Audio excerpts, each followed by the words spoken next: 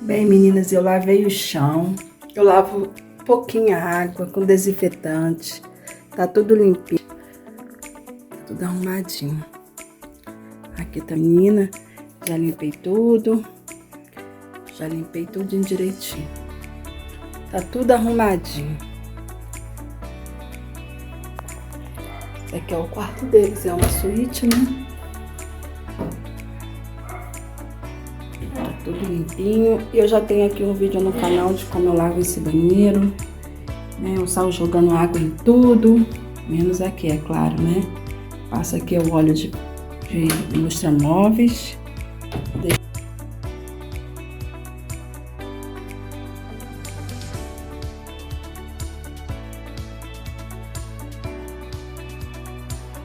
É hora de agir. Como está a sua casa? Ela está em desordem? Ou ela está arrumada como essa, com tudo no lugar? O processo de organização nada mais é que uma sequência de ações para restaurar o equilíbrio de sua vida. Graças à eliminação dos objetos que você não quer nem precisa mais para abrir espaço a tudo aquilo que usa e aprecia. Com um pequeno esforço, será possível transformar o caos em ordem e liberar tempo, energias e espaço para as coisas mais importantes da vida. Comece a agir. Avalie a situação. Pergunte a si mesmo o que gerou o início dessa bagunça. Antes de mudar as coisas e os hábitos, você deve aceitar sua parcela de responsabilidade na formação do caos. Não se culpe demais, pois a desordem se instala facilmente. Se, no entanto, a situação lhe causa estresse, prejudica sua convivência com as pessoas e interfere em seu trabalho, está na hora de fazer alguma coisa para mudar isso. Comprometa-se a mudar. Se você continuar a fazer as coisas do mesmo modo, apenas obterá os mesmos resultados. Tente mudar um hábito como a forma de lidar com as contas no momento em que chegam. Em vez de deixá-las sobre a mesa da sala, por exemplo, onde provavelmente se perderão, abra uma pasta com um rótulo "Contas a pagar" e guarde ali todas as contas, no momento em que a receber. Executa uma tarefa de cada vez. Você já tentou organizar sua casa ou seu escritório, mas apenas conseguiu ampliar a confusão? Na próxima tentativa, divide as tarefas. Comece por uma simples gaveta, prateleiras ou por um lado do armário. Concentre-se apenas nesse pequeno alvo e não passe adiante enquanto não conseguir seu objetivo. Segundo o Marie Kondo, arrumar é o ato de confrontar a si mesmo. Limpar é confrontar a natureza. Alison se vira na cama, tentando ignorar os roncos do marido. Inúmeros problemas passam por sua cabeça. Ela se lembra do dia em que percebeu uma placa de "Vende-se" na frente da casa de seus sonhos. Ela sempre quis uma casa para reformar com seu charme. A localização era perfeita, perto do trabalho do seu marido e da escola onde ela lecionava e seus filhos estudavam. Eles adorariam trabalhar em família, pintando e modernizando a casa nos fins de semana. A casa era habitável do jeito que estava, mesmo com os banheiros feios. Ela só não toleraria o papel da parede da cozinha, que era horrível. Aquilo tinha que sair dali imediatamente. Ela iria procurar por uma estampa que expressasse melhor sua personalidade clara e alegre. Agora, 8 meses depois da mudança, eles não tinham feito muito progresso. Pilhas de caixas fechadas ocupavam boa parte da garagem. Pratos descartáveis viraram regra. Os quartos são poucos funcionais. As crianças que costumavam vestir as roupas pegam direto na área de serviço. O banheiro ainda são feios. O insuportável papel de parede da cozinha ainda precisa ser trocado. Ela reconhece que isso não é tão ruim. Um papel de parede que refletisse sua personalidade irritada seria pior. Culpa o marido pelo ponto em que as coisas chegaram. e ele a culpa.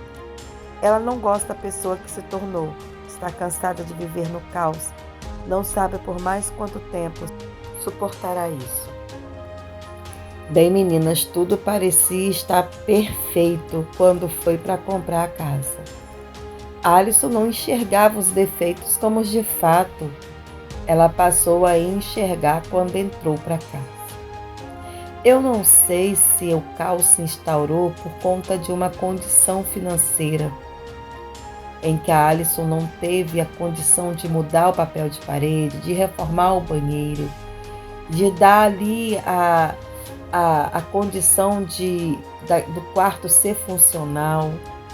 Eu não sei se faltou, na verdade, entusiasmo e mão na massa, em que Alisson tinha que se disponibilizar tempo, planejamento, para poder conquistar aquilo que ela gostaria de conquistar, que era funcionalidade nos quartos dos filhos, que era os papéis de parede ser mudado na cozinha, era uma reforma no banheiro ao qual ficasse mais bonito.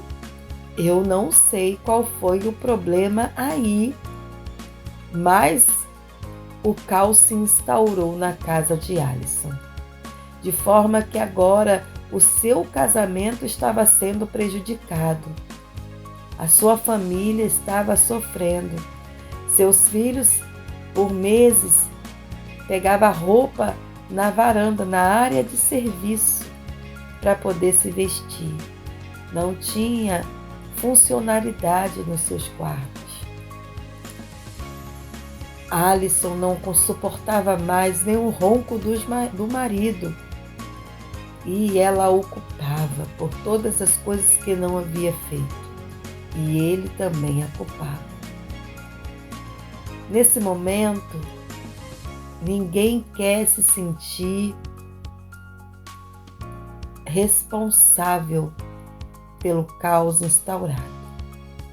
Então, cada um culpa o outro pela situação. Eu não sei, meninas, qual é a situação em que você está vivendo hoje. Qual é o problema ou a dificuldade que você está passando? Se a situação que você está vivendo é por conta de uma medida financeira que precisa ser mudada na sua casa, ou se porque não tem união para poder sentar, conversar e tentar resolver o que precisa ser resolvido, ou se a sua madre está fechada porque o próprio Senhor fechou. Porque há situações em que Deus, Ele mesmo fecha as portas, e a gente, por mais esforço que faça, por mais situações que tente mudar, nós não conseguimos. A Bíblia vai dizer que Ana, ela todo ano subia à casa de Deus para sacrificá-lo. E a ela, seu esposo, sua rival e os filhos da sua rival. Da mesma forma que Ana subia, ela descia. Não conquistava. Por mais esforço que fosse feito da parte de Ana, porque era um esforço subir de ano em ano para sacrificar, levando com ela a rival, os filhos, que era a bênção da rival, que era a demonstração da fertilidade da sua rival e da esterilidade dela. Não era fácil ter que se sujeitar às pessoas passando por elas e cumprimentando Penina, cumprimentando os filhos de Penina. E as pessoas naquela época, elas comentavam quando uma mulher estéril. Ser estéril naquela época era difícil, era vergonhoso, era humilhante. Mas a Bíblia vai dizer que Deus cerrou a madre de Ana. E por que é que Deus muitas vezes cerra a nossa madre? Por que muitas vezes o Senhor fecha algumas portas? Por que muitas vezes não conseguimos dar um passo, aquilo que queremos, que planejamos? Por que será? É que em dados momentos não vai depender de nós, é do Senhor.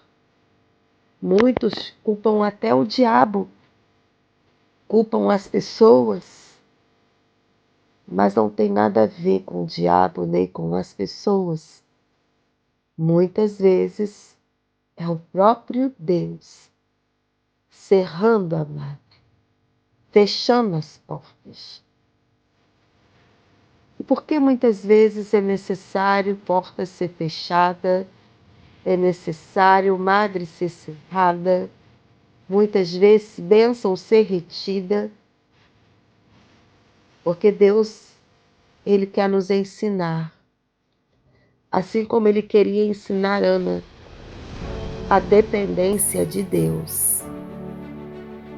Não adianta estar no templo, não adianta estar no recinto, não adianta fazer sacrifício, não adianta mostrar algo de aparência, se de fato não estiver na videira, se de fato não estiver no Senhor, se de fato o Senhor não estiver conduzindo, não adianta.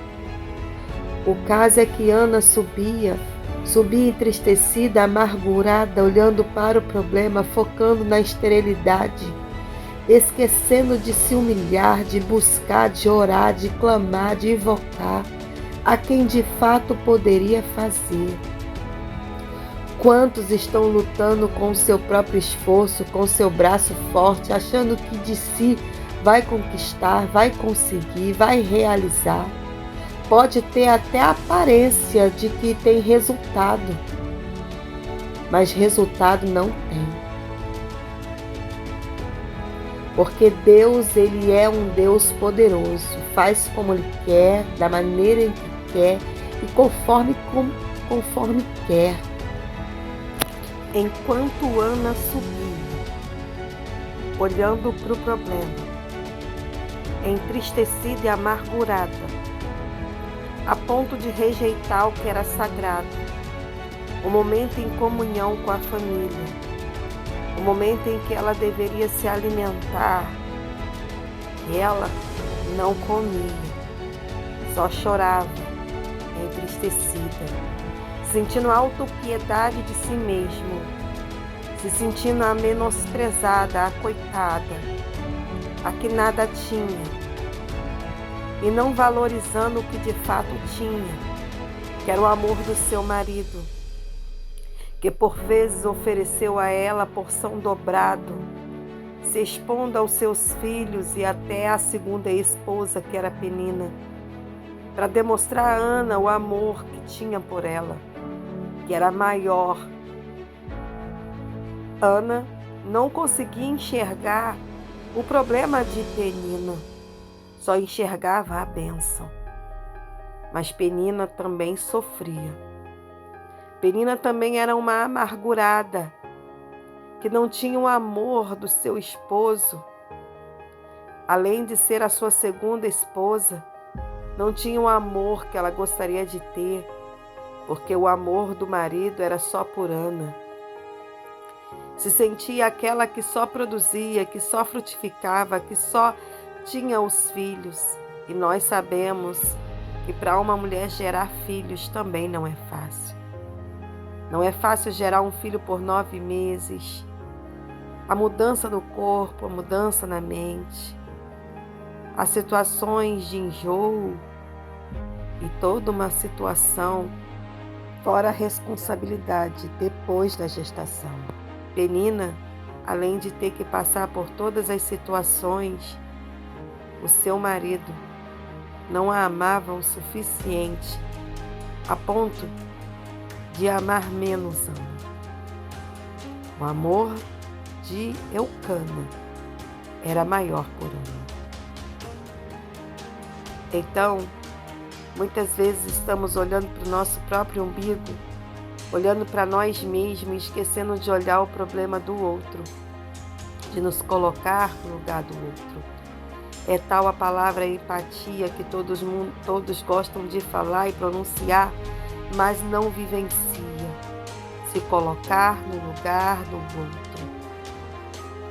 Bem, Ana não se colocava no lugar de Penina porque só enxergava as suas próprias dores, ao ponto que Penina também não se colocava no lugar de Ana, mas no seu próprio lugar, de uma mulher frustrada, mal amada, entristecida, amargurada, sem afeto do seu marido, vendo seu marido honrar a sua esposa que nada lhe dava.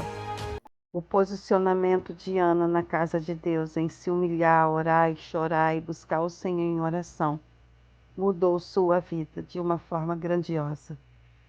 Ela deixou de ser estéril, teve filhos. Samuel, seu primogênito, foi juiz, profeta e sacerdote, homem escolhido por Deus no ventre. E a bênção de Ana só chegou por causa do posicionamento de orar e saber que a dependência da sua felicidade vinha de Deus. Que você seja dependente de Deus e não dos homens.